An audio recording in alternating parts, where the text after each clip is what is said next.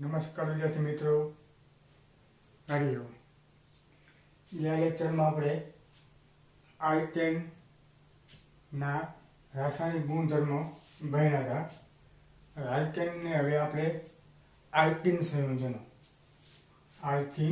સંયોજનો તો આપણે પહેલા લેક્ચરમાં વાત કરી હતી.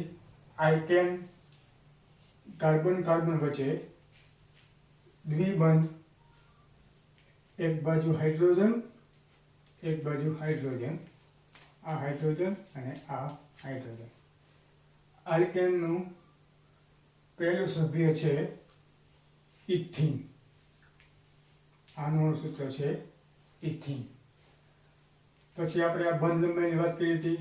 તો કે કાર્બન વચ્ચે એ બંધ લંબાઈ છે 134 pm હોય છે એ આપણે. પછી આ ખૂણાની વાત કરી હતી, આ સંકરણની વાત કરી હતી. sp-નું 2 સંકરણ થશે. આ ખૂણો છે એ 121.1 અને આ ખૂણો છે HCH નો ખૂણો છે 116.6 અંશ. આ જે ખૂણો છે બે કાર્બન, એટલે આમ લખ દઉં, HCC ખૂણો છે 121.1 છે અને HCH નો ખૂણો છે 116.6. આપણે પહેલા લેક્ચરમાં આપણે આ વાત કરેલી હતી, બરાબર. હવે આવશે એનું નામકરણ. તો નામકરણમાં આપણે આલ્કેન છે. આલ્કેન આપણે અહીંયાથી એન પ્રત્યય હતો, એન પ્રત્યયને બદલે હવે શું લગાવવાનું? ઈન. શું લગાવવાનું? ઈન. આપણે આયુપેશી નામકરણમાં આપણે સમજાવેલું હતું. એટલે શું થાય? ઇથીન. એટલે કે CH2 ડબલ બોન્ડ CH2. આને આપણે ઇથીન કહીએ. પછી આવે પ્રોપીન, એટલે કે CH3CH ડબલ બોન્ડ CH2, બરાબર. પછી બ્યુટીન, પછી હેક્ઝીન, હેપ્ટીન. છેલ્લે શું આવશે? ઇન પ્રત્યય લાગશે. તો ટેક્સ્ટબુકમાં કોઈ આપેલા છે કંઈક નવા.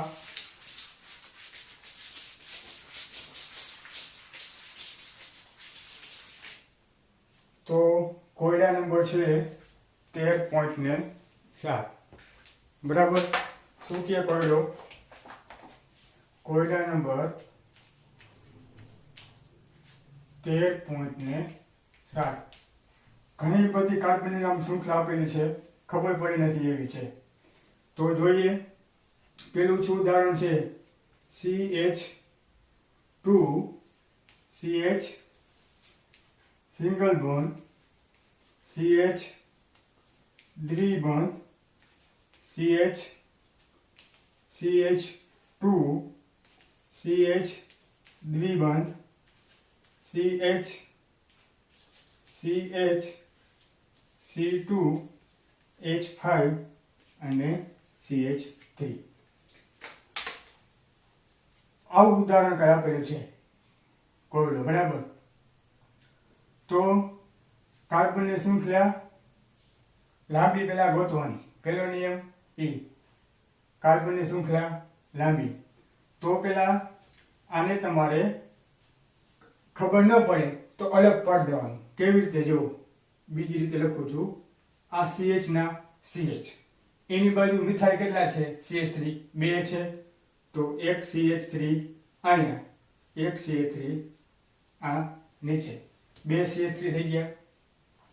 પછી આ CH ના CH એમનેમ, આ ડબલ બોન્ડ, આ CH એમનેમ.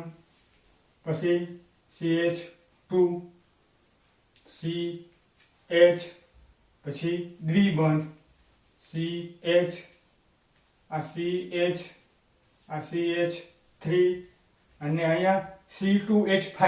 તો એને અલગ કરી નાખું.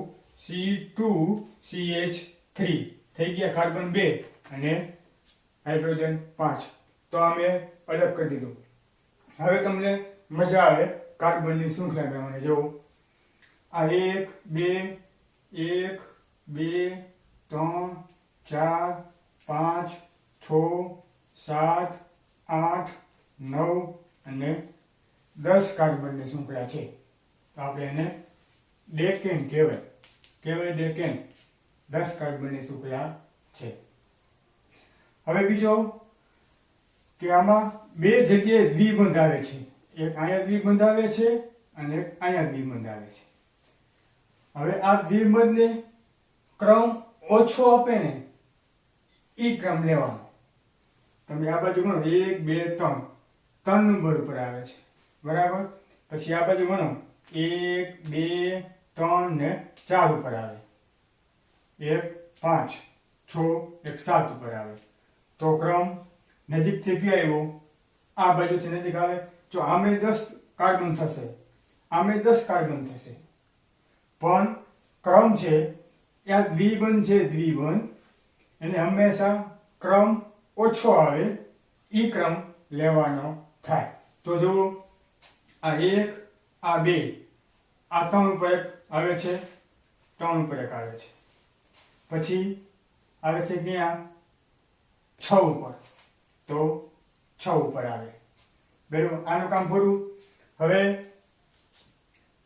બીજા નંબર ઉપર એક મિથાઇલ છે, પછી 8મા નંબર ઉપર એક મિથાઇલ છે.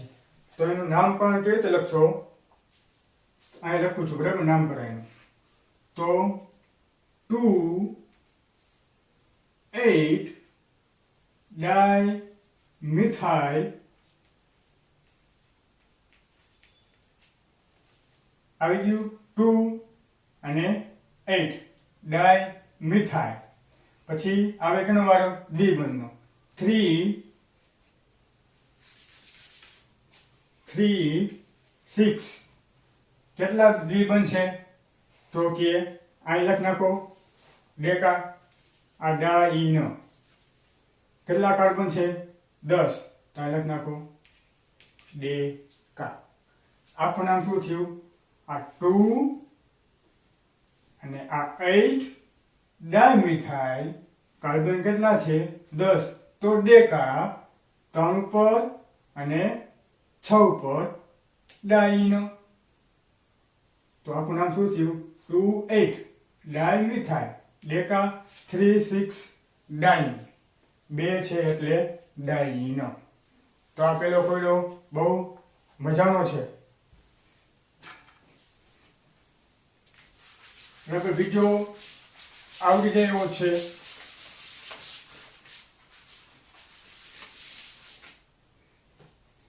બરાબર, કાર્બનની શૃંખલા આવી કંઈક આપેલી છે. આ તો સાવ સિમ્પલ જ છે. બધી જગ્યાએ દ્વિબંધ દ્વિબંધ દ્વિબંધ અને દ્વિબંધ. આમાં તો કાંઈ છે નહીં. ક્રમ આપી દો 1 2 3 4 5 6 અને 7. બરાબર, બધી જગ્યાએ દ્વિબંધ છે. આમાં કાર્બનની શૃંખલા બે બાજુ બધું સરખું જ છે. અહીંયા દ્વિબંધ છે, અહીંયા દ્વિબંધ છે, અહીંયા દ્વિબંધ છે, અહીંયા દ્વિબંધ છે. આ તો સિમ્પલ છે, બરાબર. પછી છેલ્લા નંબરનું છે, ચોથા નંબરનું. એ એક પટુ છે. આ CH3, આ CH2, આ CH2, આ CH2, CH, CH3, CH double bond C, CH2, CH3 અને આ બાજુ CH2, CH, CH3 અને CH3. આવું કંઈક આપેલું છે. તો 1 2 3 4 5 6 7 8 9 10. 10 કાર્બન. આમે 10 કાર્બન છે, બરાબર. તો સરળ શૃંખલા કઈ થઈ? આપણી આ થઈ.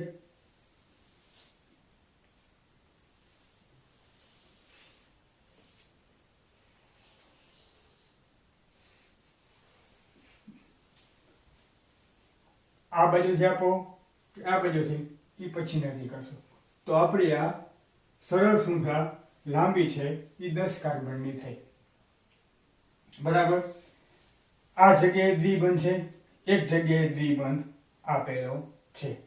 તો જો આ 1 2 3 4 5 ને 6 આ બાજુથી 6 નંબર ઉપર દ્વિબંધ આવે છે. આ બાજુ ગણો, આ 1 આ 2 આ 3 અને 4 ઉપર આવે છે. કેટલા ઉપર આવે? 4 ઉપર આવે. તો ક્રમ ક્યાંથી આપવાનો? આ બાજુથી 1 2 3 4 5 6 7 8 9 ને 10. રેડી? ક્યાંથી આપવાનો? આ બાજુથી. શું કામ? તો કે દ્વિબંધ ક્યાં આવે છે? આ બાજુ ગણું તો 6 નંબર ઉપર આવે છે, આ બાજુથી 4 નંબર ઉપર આવે. તો ક્રમ આપો આ રીતથી 1 2 3 4 5 6 7 8 9 અને 10. રેડી? હવે બીજા નંબર ઉપર શું છે? મિથાઇલ.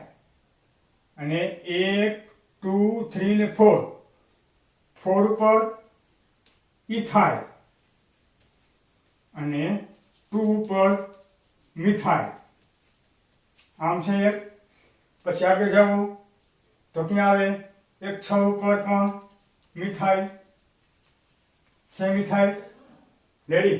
થઈ ગયું બધાનું કામ પૂરું. રેડી? તો નામ આપો.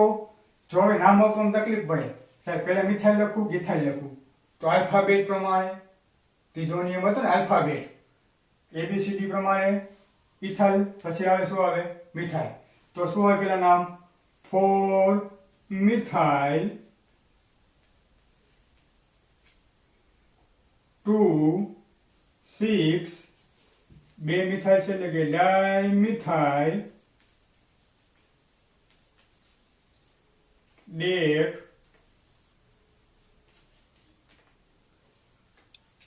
4 ઇન. આખું નામ પણ થઈ ગયું. 4 મિથાઇલ ઇથાઇલ 4 ઇથાઇલ, પછી 2 અને 6 મિથાઇલ ડેક 4 ઇન. આ મિથાઇલ આ મિથાઇલ 2 અને 6 અહીંયા દ્વિબંધ 4 ઇન. તો આપણા કોયડો છે. આયુપીએસસી નામકરણના નિયમો આપણે ભણાવેલા છે. કાર્બનની શૃંખલા ગમે એટલી આવડે, પહેલા સરળ શૃંખલા પહેલા ગોતી લેવાની. બીજું ખાસ આલ્કીનમાં છે જ્યાં દ્વિબંધને ક્રમ ઓછો આવે એ ક્રમ આપણે લેવાનો. ત્યાંથી એનું નામકરણ.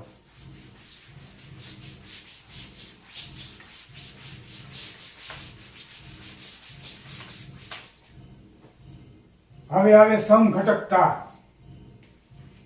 શું આવે? સમઘટકતા. ચેપ્ટર નંબર 11 માં આપણે સમઘટકતા વિશે ભણી ગયા. લગભગ બે સમઘટકતા હતી. કઈ હતી? એક બંધારણીય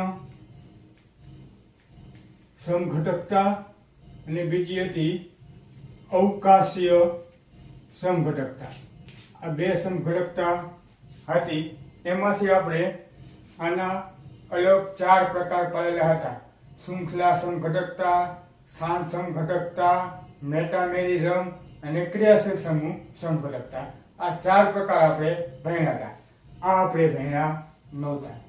ત્યારે મેં કીધું હતું કે આ આપણે ચેપ્ટર નંબર 13 માં ભણશું. બરાબર? તો એક સિમ્પલ ઉદાહરણ સમજાવી દઉં. બરાબર? પહેલા આનું સમજાવી દઉં. તો કે આમ આપેલું છે ટેક્સ્ટબુકમાં. બરાબર? 4 8 વાળું આપેલું છે બ્યુટીનનું. કેનું આપેલું છે? બ્યુટીન. બ્યુટીનના સમઘટકો તેથી મેં દોર્યા હતા. બ્યુટીનના સમઘટક તો આપણે આના આધારે કરવાના છે. તો બ્યુટીન એટલે કે 4 કાર્બન થયા. આ 1 આ 2 આ 3 આ 4 કાર્બન. અહીંયા દ્વિબંધ બધી બાજુ શું આવે? CH3 CH CH CH3. બરાબર? તો આ દ્વિબંધ છે. આ દ્વિબંધના સ્થાન તમે બદલી નાખો તોય થઈ જાય. આનું સ્થાન એટલે ક્યાં છે? 1 2 3 ને 4 બીજા કાર્બન ઉપર છે, તો આનું શું વેચાય? 2 બ્યુટીન. આ એક સમઘટક થયો. હવે બીજો જોવો જોઈએ, CH double bond CH2 CH3 અહીંયા CH2. તો જોવો જોઈએ, આ 1 2 3 ને 4 દ્વિબંધનું સ્થાન બદલી નાખ્યું એટલે શું થાય? આને 1 બ્યુટીન. 1 બ્યુટીન. આને કહેવાય સ્થાન સમઘટક. જ્યાં દ્વિબંધ છે એ આપણે એનું સ્થાન બદલી નાખ્યું. બરાબર? આવા સમઘટક મેં કરાવેલા છે. બરાબર? તો હવે આપણે વાત કરીએ, કાંઈક નવું કરીએ. જૂનું તો આપણે બહુ શીખી ગયા.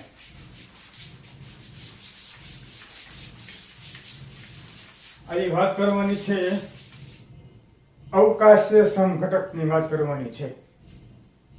Stereo isomer.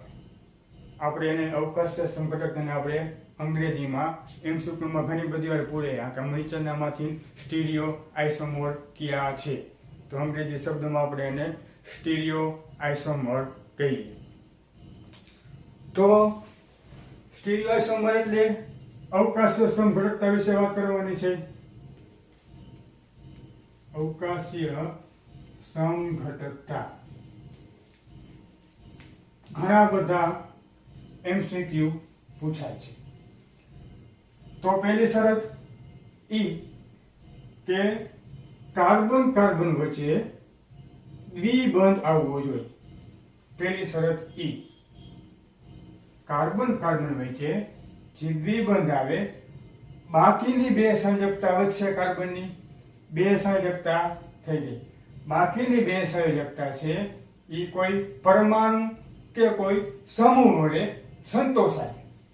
દાખલા તરીકે અહીંયા કોઈ X મૂક દઉં, અહીંયા Y મૂક દઉં, અહીંયા X મૂક દઉં, અહીંયા Y મૂક દઉં. અન્ય સમૂહ વડે આપણે એને શું કર્યા? સંયોજકતા પૂરી કરી. તો આમાં બે પોસિબલ થાય. તો બીજું આવું થાય, C ડબલ બોન્ડ C, આ X, આ X, આ Y, આ Y. દેખો, આ બે પોસિબલ થાય. ખાલી મેં શું કર્યું છે? આદિ પરમાણુ કે સમૂહ આપણે જે મૂકેલા છે એની અવકાશીય ગોઠવણી ખાલી બદલી છે. શું કહે? બંધારણ બેમાં સેમ, આન્ય સૂત્ર બેમાં સેમ જ છે. કાર્બન 2 X Y Z કોઈ સમૂહ લઈ લો. બરાબર? X Y બદલે હું આ બાજુ હાઇડ્રોજન લઈ લઉં, આ બાજુ હાઇડ્રોજન લઈ લઉં, આ બાજુ લઈ લો ક્લોરીન, આ બાજુ લઈ લો ક્લોરીન. એમાં આમ કરી નાખો, આ બાજુ ક્લોરીન, આ બાજુ ક્લોરીન, આ બાજુ હાઇડ્રોજન ને આ બાજુ હાઇડ્રોજન. આ થઈ ગયું ઉદાહરણ. બરાબર? તો અન્ય સમૂહ વડે આપણે સંયોજકતા એની, જો હાઇડ્રોજન, આમાં હાઇડ્રોજન છે, ખાલી મેં એની અવકાશીય ગોઠવણી છે એ ખાલી ફેરફાર થયો છે. તો આવા સમઘટક છે ને એને આપણે શું કહેવાય? અવકાશીય સમઘટક કહેવાય. તો આવા બે આવે તો જો યાદ કેમ રાખવા કે કોઈ સમૂહ સરખા છે, અહીંયા બે ક્યાં છે? બે સરખા, નીચે બે સરખા, તો આને શું કહેવાય? સીસ કહેવાય. બે અણુ પાસે પાસે જોડાયેલા હોય તો. હવે જો વિરુદ્ધ દિશામાં જોડાયેલા હોય, એટલે કે વિરુદ્ધ દિશામાં એટલે અહીંયા ક્લોરીન છે, અહીંયા ક્લોરીન છે, અહીંયા હાઇડ્રોજન છે, અહીંયા હાઇડ્રોજન, કેવા થઈ ગયા? વિરુદ્ધ દિશામાં થઈ ગયા. તો આને કહેવાય શું? ટ્રાન્સ કહેવાય. સીસ અને આ ટ્રાન્સ. તો આમાં આ બે સમઘટકતા જોવા મળી. અવકાશીય ગોઠવણી છે એ અલગ અલગ છે. બંધારણ સૂત્ર અને આણ્વીય સૂત્ર બે સમાન છે, પરંતુ એના અવકાશીય ગોઠવણી છે એ કેવી છે? અલગ અલગ. બરાબર? તો આને કહેવાય અવકાશીય સમઘટક. હવે વાત આવે સાહેબ આમાંનું જોવા મળે, આ બીજું એક સૂત્ર લખ દો. બરાબર?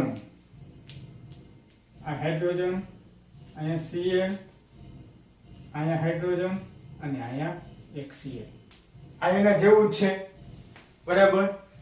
તો આને આપણે સબસ્ટિટ્યુશન ટ્રાન્સફર દોરીએ કે આલ્કેનમાં પેલી શરત શું કીધી હતી, સુકામાં શરત લગાવી મેં, એનું કારણ તમને હું સમજાવું. હવે જો પેલા આપણે સાદી ભાષામાં આવી બે પુઠ્ઠા છે. કેટલા? બે પુઠ્ઠા. બે પુઠ્ઠાને મેં ખીલીથી જોડી દીધા, જોડાઈ ગઈ બે ખીલીથી. હવે એમાંથી એક પુઠ્ઠાને તમે પકડી રાખો, એક પુઠ્ઠાને તમે પકડી રાખો, પછી આ રીતે તમે ફેરવો, પરિભ્રમણ કરાવો, 180 રોટેશન કરાવો તો એ બદલશે. બે પુઠ્ઠાને હું ખીલી વડે બાંધો, પછી એક છે એને હું પકડી રાખું હાથથી બરાબર. પછી આ વાળુને પુઠ્ઠાને હું પરિભ્રમણ કરાવું તો એ થશે નહીં, થાય, કેમ કે એ આ બે બાંધેલા છે એટલે એનું થાય છે પરિભ્રમણ થાય છે નહીં, એટલે શું થઈ જાય? પ્રતિબંધિત છે. શું છે? પ્રતિબંધિત છે, એટલે કે ઈ થશે નહીં. હવે આમાં જો આ કાર્બન અને આ કાર્બન વચ્ચે સિગ્મા બોન્ડ છે, બે કેવી રીતે જોડાયેલા છે તમને વિસ્તારથી સમજાવું. જો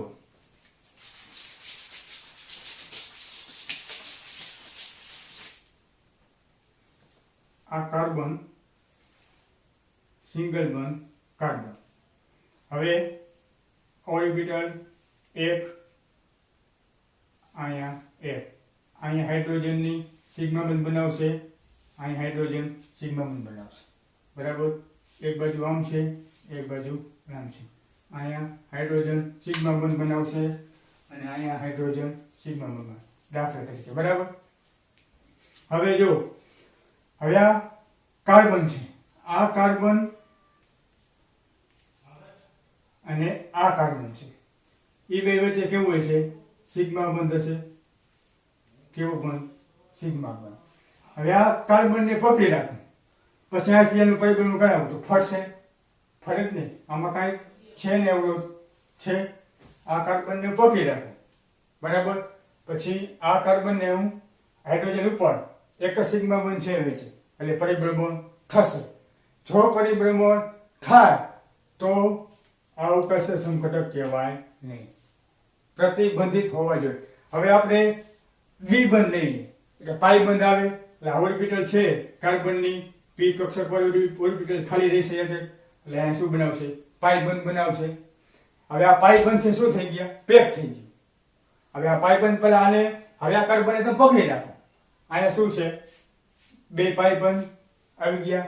ઇથિનમાં પાઈ બંધ હોય ને, સી ડબલ બોન્ડ સી બરાબર. આ બે બાજુ પાઈ બંધ નું વાદળ છે. હવે આ કાર્બનને તમે પકડી રાખો તો હવે તમે આને ફેરવો તો ફરે? ન ફરે. ફરે તો આ બંધને શું મળે? ક્રેક કરવો પડે, તોડવો પડે, તો આ ઉપર પરિભ્રમણ થાય. એટલે ઇથિન છે દ્વિબંધના કારણે કેવો છે? એ પ્રતિબંધિત છે. આના કારણે એ અવકાશીય સમઘટકતા આપે છે બરાબર. આને કહેવાય ભૌમિતિક સમઘટકતા. શું કહેવાય? ભૌમિતિક સમઘટકતા કહેવાય. બે પ્રકારની હોય. કેવી હોય? બે પ્રકારની ભૌમિતિક સમઘટકતા છે, સિસ અને ટ્રાન્સ. મેં તમને એના બેના ઉદાહરણ આપેલા, સિસ અને ટ્રાન્સના. ખબર પડી સમઘટકતામાં? આના કારણે આલ્કેનમાં છે એ અવકાશીય સમઘટકતા આપતા નથી, જ્યારે આલ્કીન છે એ તમારે અવકાશીય સમઘટકતા આપશે. બે પ્રકારના, સિસ અને ટ્રાન્સ. કેટલાક ઉદાહરણ જોઈએ આપણે બરાબર.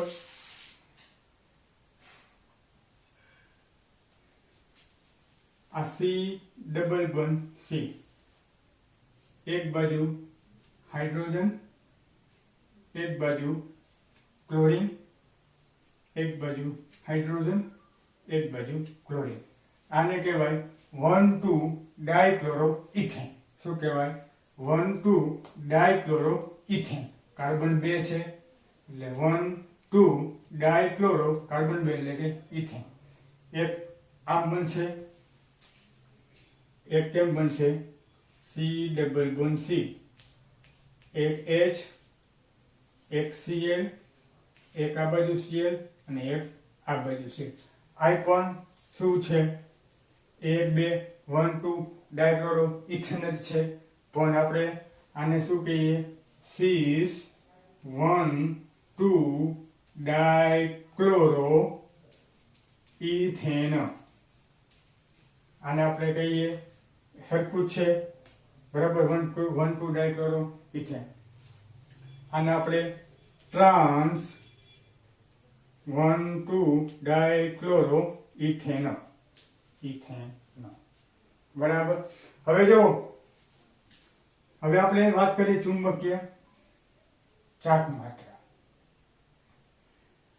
હવે આ બાજુ ક્લોરીન છે, બરાબર, કેવો હોય છે? આંશિક ઋણ વીજભાર હશે, આ આંશિક ધન વીજભાર હશે. તો આ ઇલેક્ટ્રોન કોણ ખેંચશે? આ બાજુ ખેંચશે. રેડી? આ ઇલેક્ટ્રોન કઈ બાજુ ખેંચશે? આ બાજુ ખેંચશે. બે એક જ બાજુ ખેંચાય છે, એટલે એને કઈ ચાક માત્રા હશે. જો બે એક બાજુ, હું અહીંયા ઊભો છું, બે એક બાજુ ધક્કો આપે તો હું આમ જઈશ, બરાબર. આમાં જો, હવે આમાં આ બાજુ ક્લોરીન છે, ઇલેક્ટ્રોન કોણ ખેંચે? માઇનસ આંશિક ઋણ વીજભાર, અહીં આંશિક કાર્બન ઉપર ધન વીજભાર. આ બાજુ કાર્બન ઉપર આંશિક ધન વીજભાર, અહીં આંશિક ઋણ વીજભાર. તો આ બાજુ જો ઇલેક્ટ્રોન કોણ ખેંચશે? કઈ બાજુ જશે? ક્લોરીન બાજુ. અહીંયા કોણ જશે? ક્લોરીન બાજુ જશે. હવે વચ્ચે ઊભો છું, એક આ બાજુથી ખેંચે અને એક આ બાજુથી ખેંચે, તો મને કાંઈ ફેર પડશે? બે બાજુ વજન કેવા છે? સરખા છે. આ બાજુ 5 કિલો છે, આ બાજુ 5 કિલો છે. બે મને ખેંચે તો હું ક્યાં રહીશ? અહીંયા રહીશ. તો આ ટ્રાન્સ ધાઈનું છે, એની ચુંબકીય ચાક માત્રાનું મૂલ્ય કેવું છે? મ્યુ બરાબર 0d, d બાય એનો એકમ છે ચાક માત્રાનો. કેવો છે? 0d by. આનું કંઈક મૂલ્ય આપણે આપ્યું છે 0.33 d બાય આપેલું છે. આ એક જ બાજુ ધક્કો લગાવે છે. હવે એની જગ્યાએ જો બે બાજુ CH3 મૂકી દઉં, આ બાજુ CH3, આ બાજુ CH3, આ બાજુ CH3, આ બાજુ CH3. આ નામ શું આવે? બે બાજુ મિથાઇલ છે મિથાઇલ. તો શું થશે આનું? 1 2 ડાય મિથાઇલ, બરાબર, થઈ ગયું. આ કાર્બન ગ્રુપ શું આપેલું? મિથાઇલ આપેલું છે. આ બાજુ મિથાઇલ, એટલે 1 2 ડાય મિથાઇલ ઇથેન, બરાબર. તો ઇથિન વી બનશે. હવે જો આમાં છે, આમાં ઇલેક્ટ્રોન દાતા છે. કેવો છે? આ CH3 સમૂહ છે, એ કેવો છે? ઇલેક્ટ્રોન દાતા સમૂહ. બે ની એક બાજુ આપશે, ક્યાં આપે? બે એક બાજુ ઇલેક્ટ્રોન આપે. આ ઇલેક્ટ્રોન આ બાજુ આપે. આમાં શું થાય છે? ઇલેક્ટ્રોન અહીંથી આપશે, એક ની આપશે, અહીંથી આપશે. 0. પરિણામી ચુંબકીય ચાક માત્રા કેવી થાય? 0. એટલે યાદ રાખજો, સીસ અને ટ્રાન્સ, સીસમાં ચુંબકીય ચાક માત્રા કેવી છે? સાવ 0 છે. અને આની ચુંબકીય ચાકનું મૂલ્ય કેટલું છે? 0.33 d બાય. પડી ખબર? આ થઈ આપણી ભૌમિતિક સમઘટકતા છે. એના કોઈ આપેલા છે તો કોઈનો એક કરાવી દઉં, બાકીના એકાદ હોમવર્કમાં આપીશ.